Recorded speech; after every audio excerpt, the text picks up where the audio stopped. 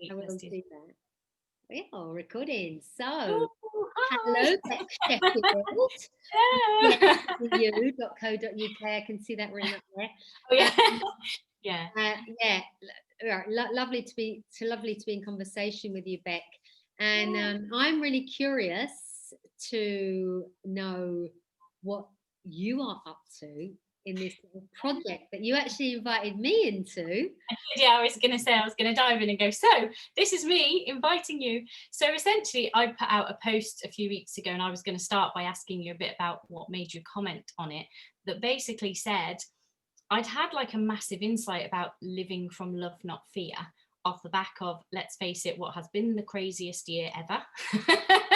And something was kind of rumbling a bit for me. And then about, what would it be now, about 5 or 6 weeks ago, I had a whole moment of, oh, I'm living in fear and I don't have to do that.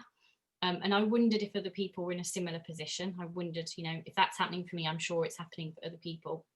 So I put a post out and basically said, anyone want to have a conversation with me, with no agenda, with no kind of anticipation of recording them or not recording them, doing anything off the back of the calls. I just wanted to see where people were at, really, and have a conversation about what living from love looks like for me.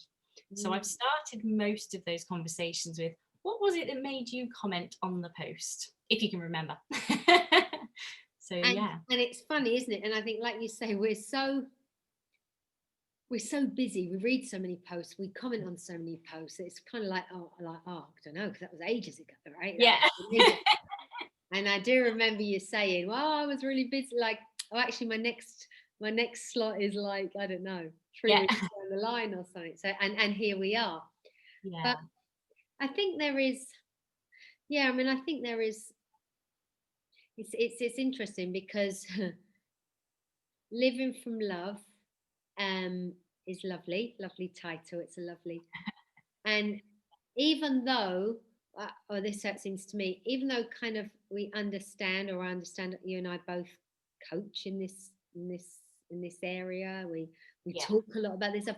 Even though we know all that stuff, it still doesn't mean that we you know that we're hanging out there all the time. So in that way of what you're sort of saying, like, oh yeah, I see that, like, I see that I didn't need to be, how did you describe it, in fear? Yeah, I just realized that I had been living in fear for a couple of months, and it was low level, it wasn't kind of in high alert or anything like that, but for a couple of months there was just this underlying, like, yeah, I don't really like this year, I don't really like what's happening here.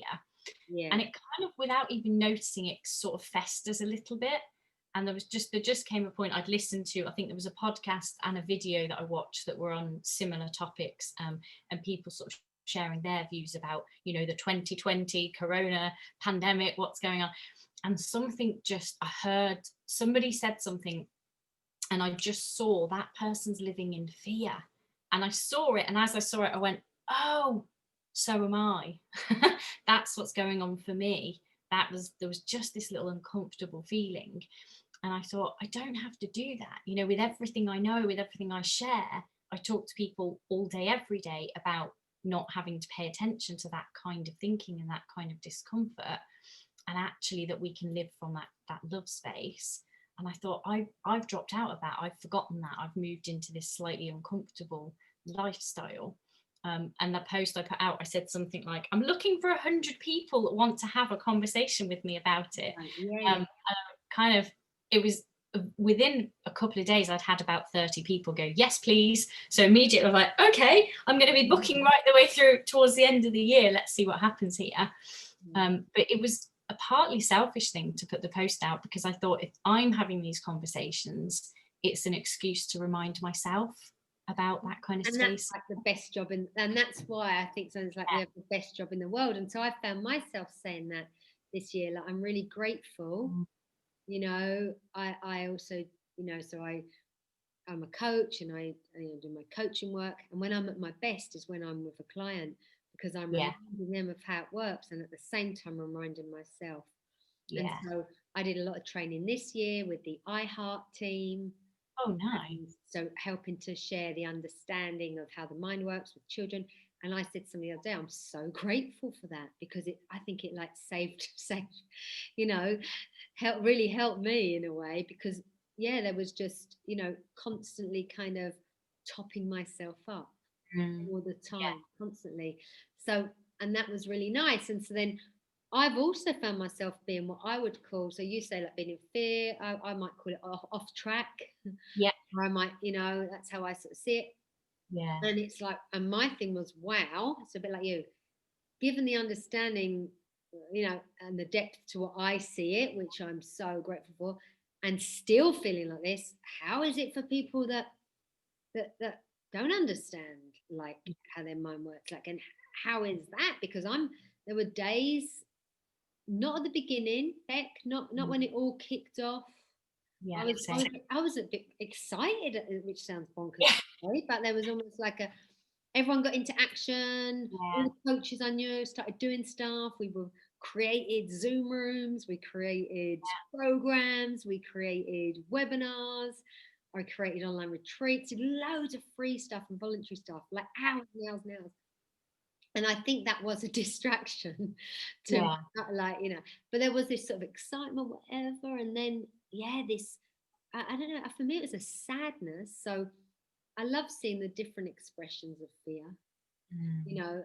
and what that even means to people. And I had an appointment as a chiropodist, and we were talking about this kind of thing a little bit, because it's all that dominates, like every Mhm. conversation. Yep. And even if you try not to, it seems to come back to you. Yeah. And I said something about, something that she was describing somebody. I said, oh, living from fear, and she said, don't. Yeah, I don't know. She said, I don't know about living from fear, but I was really angry. And then she was talking about herself.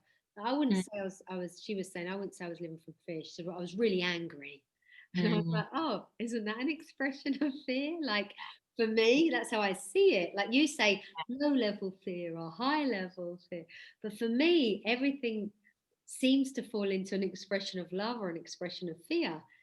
Yeah. And they have different feels to them. They have different. So that's how I kind of saw it. I kind of saw it like, oh, like when we even talk about the word fear, in the way in which, say, you and I might talk about it when we're giving a talk or doing a workshop, or even talking about it amongst ourselves, it's a language we've become so used to.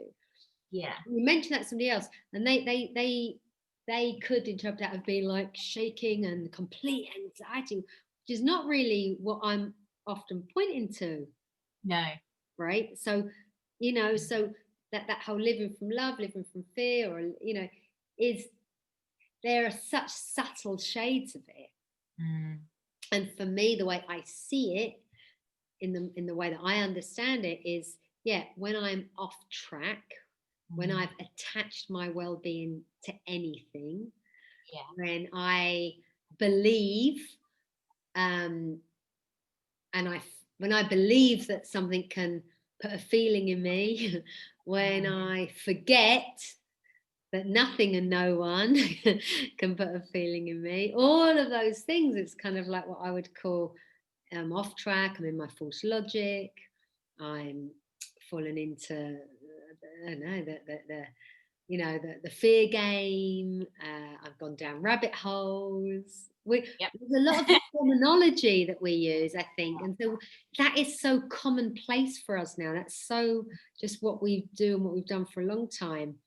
That sometimes when we're in a conversation with other people, that, yeah, just even what those words all mean is so different. So in the same way, when I talk about love, it's helpful for me to remember, oh yeah, the way I talk about love is not the way other people talk about love. Yeah. So when I'm talking about love, as in that from that bigger sense, being in my well-being, being in my security, feeling psychologically safe, being free emotionally, is not, is not the way other people talk about it. They talk more about a personal, maybe, I don't know, romantic, um, like that's the word for them. So the word love's a bit, Yeah. It's I was having, because I think this conversation I'm having with you, I think you're maybe about number 21 or something on my list of people, and somebody I was speaking to about a week and a half ago, she'd said yes, she said, yeah, I'd love to have a conversation with you about living from love, not fear. And then, like, over the next few weeks, kind of, she told me this night when I went to speak to her, she was in like this panic, like, oh, what's she going to ask me to do? I'm going to have to do some grand gesture of love. And in the midst of the conversation, I asked her what it was that inspired, like what inspired her to say yes, on my post. And she said it was basically, you were asking for something and I knew it was something I could give you. So I said yes. She said, if you'd have asked me to try on a pair of socks for you, I'd have said yes, because it's something I can help with. Yeah. And I kind of said, that's what I mean by love. When somebody reaches out and asks for help and you say, yes, I can help, that's love. And Yeah. she went, oh, so you mean like when my husband's stressed and I make him a cup of tea? Yes, that's what I mean. That's love. That's it. Those things that we find ourselves doing when someone's in front of us and it just makes sense to make them a cup of tea, or when they've asked us, can you help? You say yes. Or, you know, the really, really simple things that we do in life.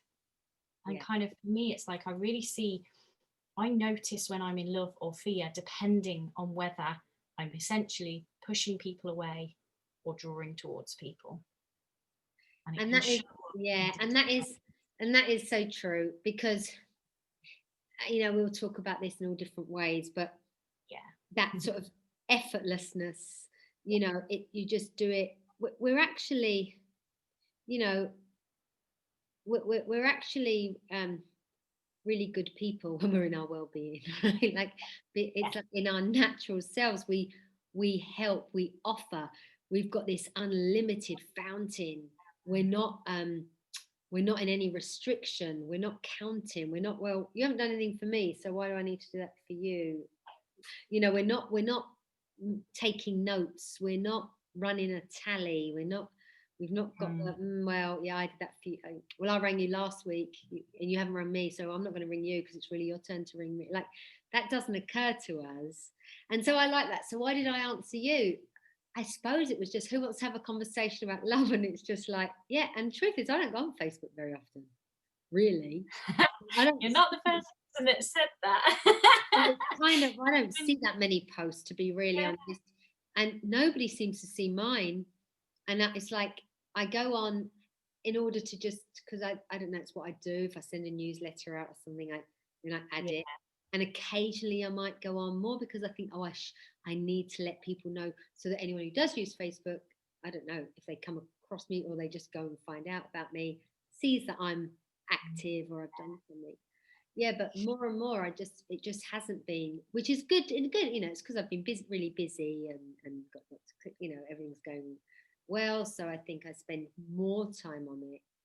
It's an indication for me when I'm not feeling so good, right? Yeah. Or when I'm feeling a little bit, not even that I'm not feeling so good, when I'm feeling a little bit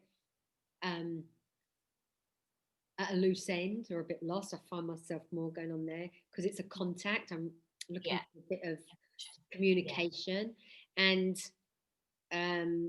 also sometimes if I'm super busy, it's almost like this kind of like numbness. Like other people might watch something on TV. I don't watch TV, so it's kind of, I see that I do that, and almost I can get lost in it. Yeah. And that is so true. It's almost like, I love that. How many things do we say yes to that we don't even know we've said yes? Like, we don't even know what we've said yes to. And how many things then on the same hand do we say no to? That we don't even know that we've turned down. Yeah. Because I don't think we're very good at reading stuff and listening. So I think we're on a bit of autopilot. Would anybody? Yes. It's like, yeah. Do you know what you signed up for? Yeah.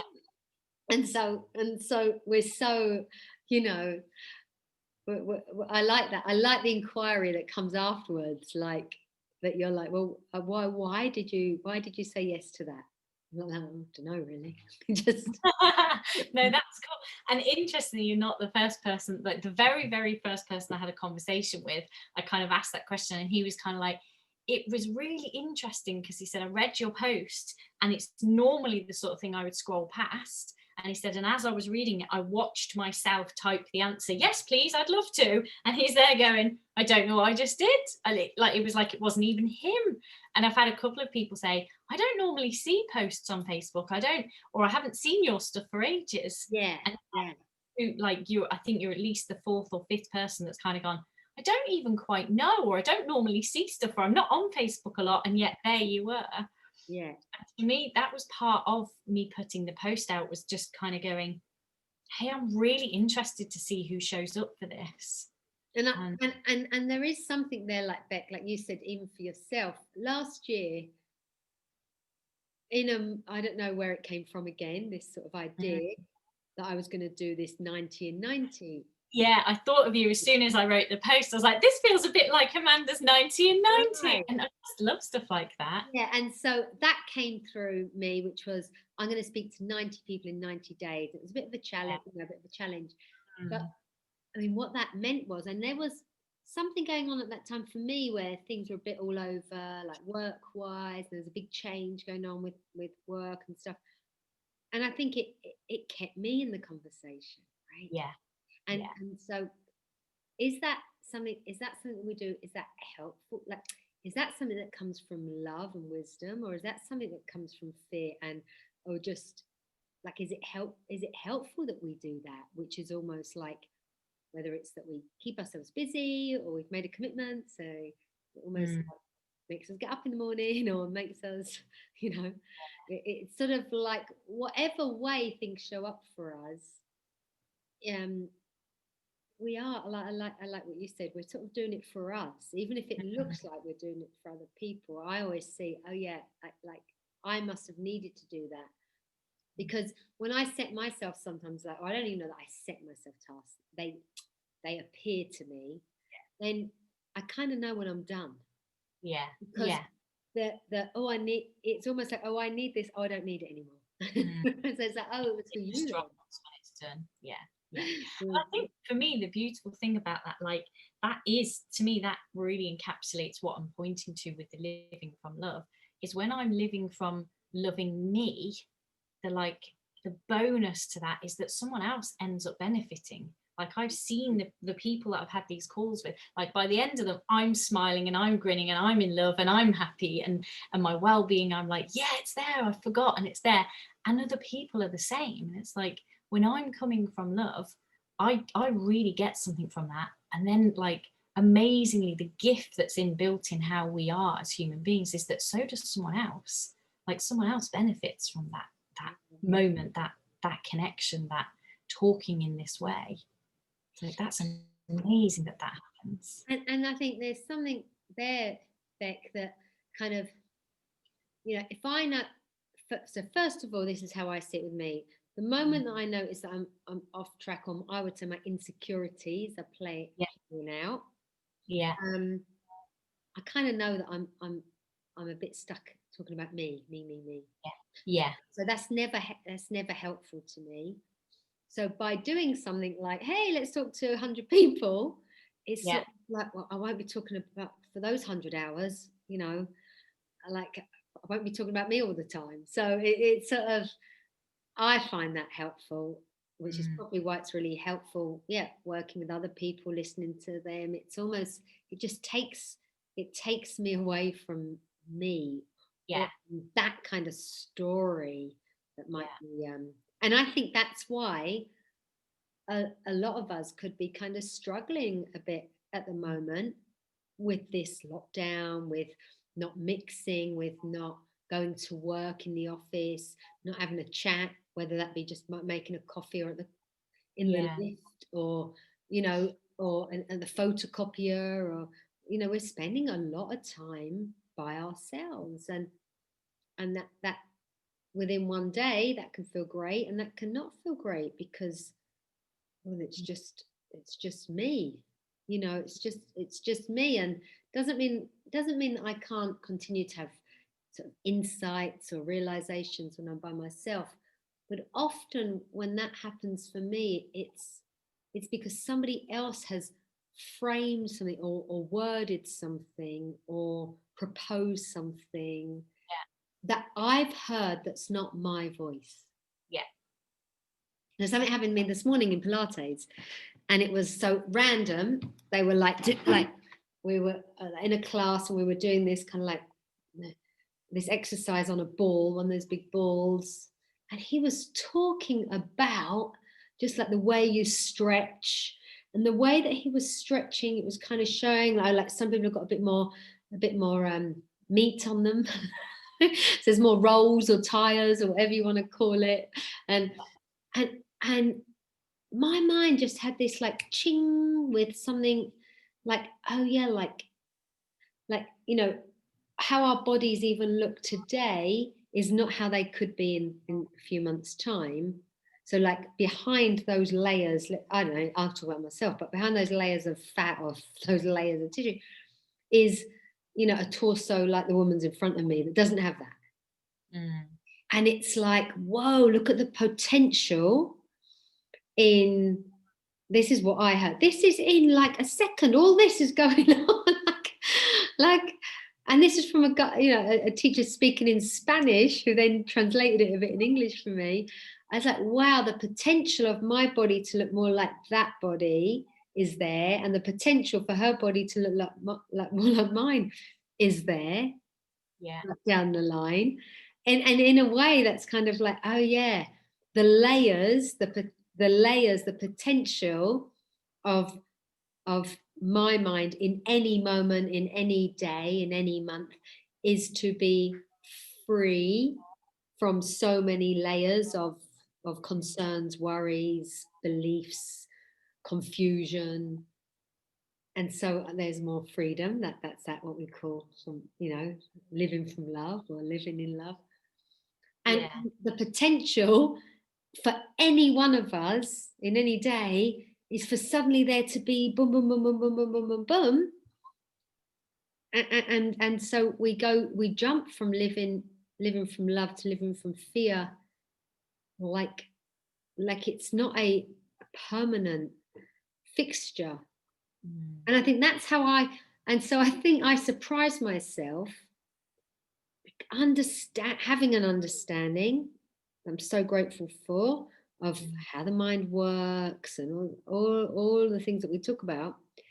Almost felt like, oh well, that's going to really, it does serve me really well, but as if, oh well I'll just hang out in that space then for the rest of my life, will I? And it's like, oh yeah, that whole just because we know how something works doesn't make us immune to it. Yeah. And so I shock myself sometimes, or I've shocked myself during this lockdown of like, oh, I didn't think you'd get so sad about that, or I didn't think you'd get so caught up by that. Yeah. And so I saw what I was doing. So like you described this guy who said he watched himself writing it out, writing a message. So I have watched myself get caught up in a kind of sadness, in an experience of rejection, abandonment. And it's like, oh, didn't think that I would kind of go there particularly. Yeah. And then then I was there, but how lucky am I to think, right, okay, you know how this stuff works. So I wasn't in it obviously as much as fully was as I could have been in the full potential of being in that place, because I was still able to recognize that whilst I was playing down a rabbit hole, I didn't fall down the rabbit hole.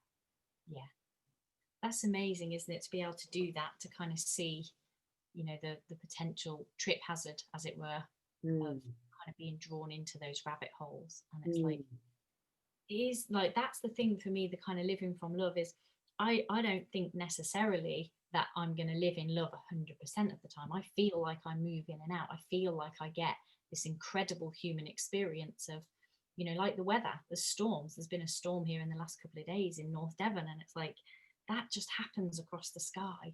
And that happens for me. It's like sometimes I have a storm that just moves across my mind, but like, I don't have to go out and dance in that storm. I can just let it pass. It's like, I don't have to engage in it. I don't have to be drawn into it. I don't have to go out and get soaking wet in that storm. I can just watch it pass across the sky of my mind. And that's kind of the same, isn't it? It's like, if we're not drawn into it in the same way, somehow and something about, there's something about being able to be drawn into it, because you're not restricting the drawing as if we can never get wet. Yeah. And that's the difference. It's like, oh yeah, look, okay, we're in here now as a gift of experience, because it's been a long time, let's say, since I got wet. It's been a long time since I was sad like that. It's been a long time since, and I don't like it. Like there's and then there was a time I was like, actually, and then I was like, okay, well, I'm actually all right with this sadness, and actually it feels like maybe, yeah, there is a sadness like in what's going on in the world right now. And being able to say to people, hey, and this is what was really funny for me, Bec. So it's not so often that you said something earlier about like coming from love. This is what I heard you say. So you put out a post, or I see I've been a bit caught up in fear. Who wants to have a conversation? And then people are like, hey, yeah, hey, I'll have a chat. Hey, I'll have a chat, which comes from a, like what you said, a generous place. It just happened, whereas it just happened. It wasn't really even conscious. It's just. But what I saw was when I reached out, it felt like no one really responded or replied. Now that was really interesting for me. But, and my ego kind of noticed it. Yeah. But what I noticed was that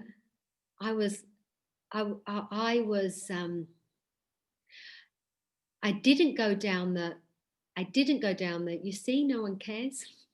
But I really could have done, and I would have done before. Yeah. And I see, whoa, is that where people are going now? Because when you are feeling crappy or you are feeling low, and you almost make the attempt to be honest and vulnerable, and you go, hey, I'm struggling a bit, and people go, yeah, whatever, kind of. Yeah. It really felt like, so I did have this momentary kind of, no one really cares. Like I had that, no one really cares about me. Now, if I keep talking about that now, I could start crying. Yeah. I could bring that alive right now, because as I say the words, there's something about me that can bring it alive, and yet I know at some point that that's not true. But it's almost like, why would we want that to be true? Like, why would we want to even play in that? Yeah. But I played in that a lot before. Yeah, me too. That it's the kind of the core of that is that I'm not good enough, isn't it? It's that classic, I'm not good enough, no one cares, no one thinks of me, all of that stuff. Yeah, because it's not even, so I'd love to have that conversation, because I don't even see it as I'm not good enough. So I'd love to hear what you, because I do see it's good enough. It really looked like no one cares. That's how it really looked to me. Yeah. Like no one cares. And then my mind, being in its, let's say, off logic, forgetting that I'm great and full, no matter whether anyone, my mind can start then to come up with, I always care about other people. Like, so I'm always giving and caring, and nobody's really really caring about me. And then my mind could take me to all sorts of places. Well, I'll show them. I've played tricks myself before, which is like, I'm not going to write to anyone. I'm going to see who writes to me. Yeah. Or who rings. I'm not going to ring anyone. Like, no one rings. You're seeing, that's not very good. That's not a very good experiment. But it makes sense to me. So I watched that playing out, like your man watched him playing out the message, like you watched yourself. I watched that playing out, and God, how potentially dangerous is that? Because now I've got evidence that it's true. that no one cares, that no one wrote, that nobody, you know. And the moment I shift out from that, like you say, and I don't know, speak to somebody else and hear about what they're up to, oh my God, I'm out of me. The story of me again. So I kind of see that me thing is the problem. I'm going to let my dog in. Okay. No one cares about him. Yeah, I'll be writing a post on Facebook to say no one cares about him. Sorry? Yes. You're putting a post on Facebook. Yeah, I want to speak to 100 dogs. Yeah. 100 dogs. Does anybody else's owner leave them outside in the you know? And do they do that, dogs, or do they just bark until someone answers? Right? Yeah. So if you know, would within our barking, well, because I think that's the thing we get, you know, we might get encouraged to reach out, but we reach out and then no one responds. We're in worse trouble. Because it's kind of like it's kind of like a validation. But so I'd like to hear what you said then, like, oh, I'm not good enough. Like that's what you see it, because that's I didn't that's not what I was experiencing. Yeah, and I think all I meant is like that kind of variation of when you were saying about the me story, like that no one cares. Essentially that was no one cares about me, right? And it's like that me part of it, and then that I'm not good enough is it's just another way of saying the same thing. It's that I'm not good enough, no one cares about me. They're kind of the same, and just it comes to us in different words, I guess. Just words, isn't it? Because then it would take me very easy to take me down. What it's almost like I'm saying, well, I'm not special. Then it's almost like, well, I need to be appreciated. So it all comes into that, or I need to be told that I'm, or that I'm not, you know, and that for me is giving my power away again, believing that love is coming from outside of me. Someone complimenting me, somebody telling me how great I am, somebody telling me how I've helped them. And so then I'm not really living. I'm not really living from love. Then I'm that's how I see it. I've given my power away, right? Yeah. It's what you said earlier. It's the phrase, I think you said something like hanging your well-being on something. Yeah.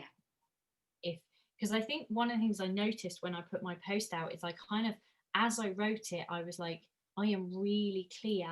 If not a single person responds, that's fine. That's what's meant to happen here. I'm totally good with that. And I kind of put it out as I'm looking for 100 people. I've had about 30, and I'm watching myself to see whether I go after the other 70 or leave it at that. I'm really, you know, and neither's right or wrong, neither's kind of anything. It's just, let's see what happens here.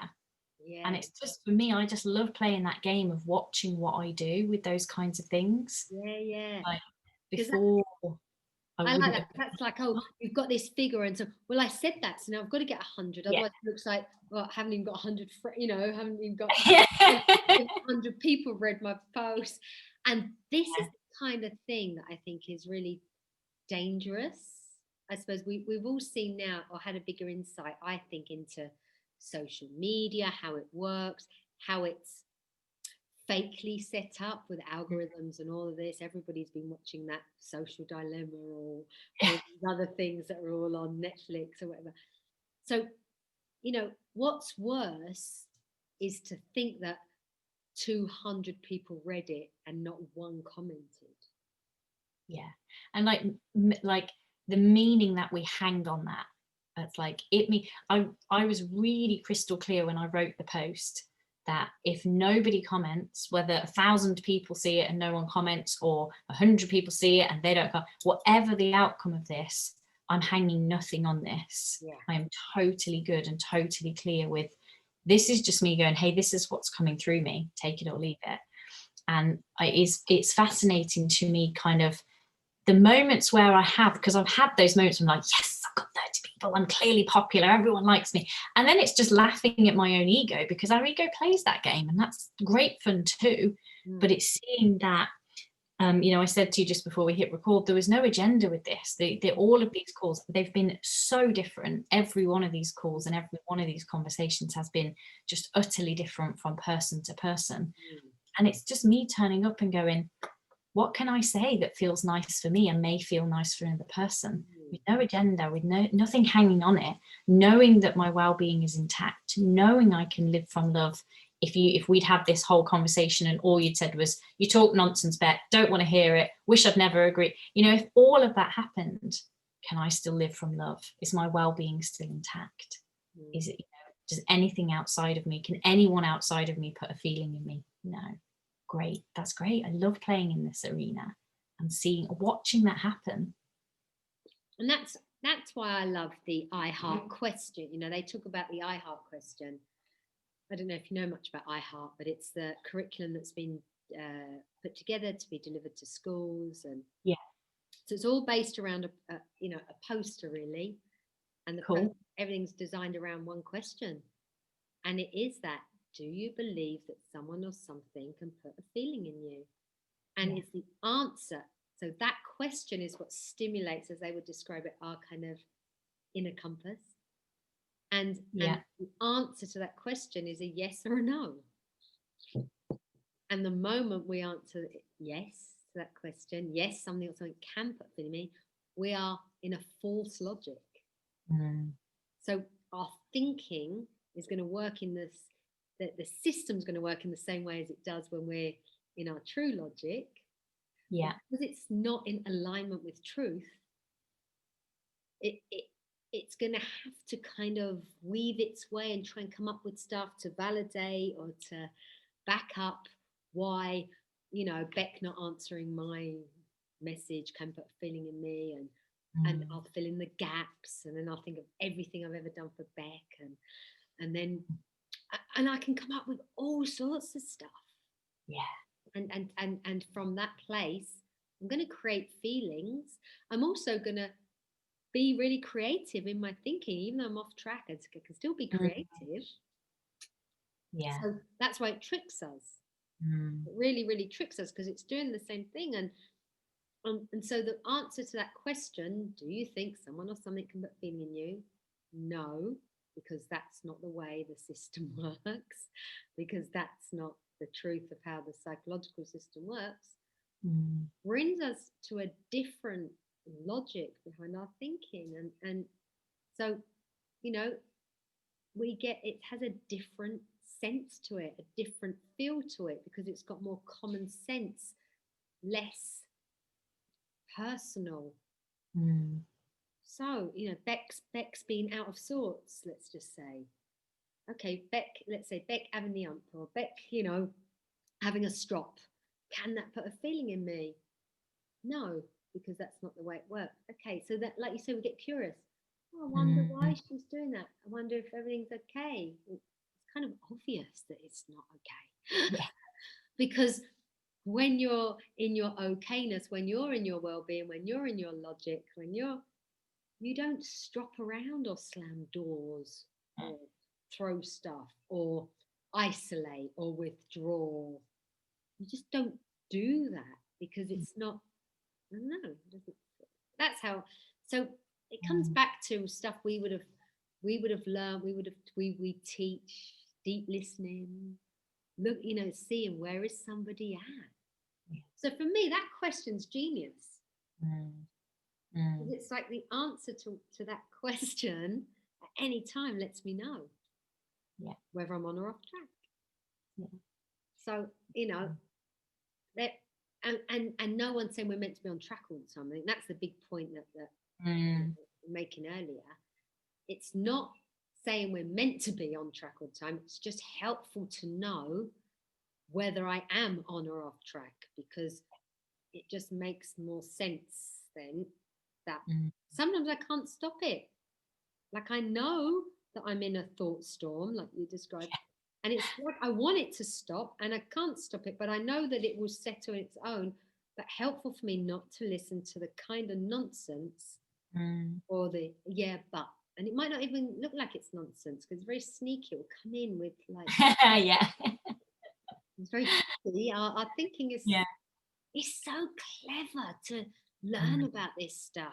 It's so sorry, it's so clever the system, and it's so helpful to learn about this stuff For sure. because what I'm not doing is sending out emails or WhatsApp messages or phone calls about what you've done to me.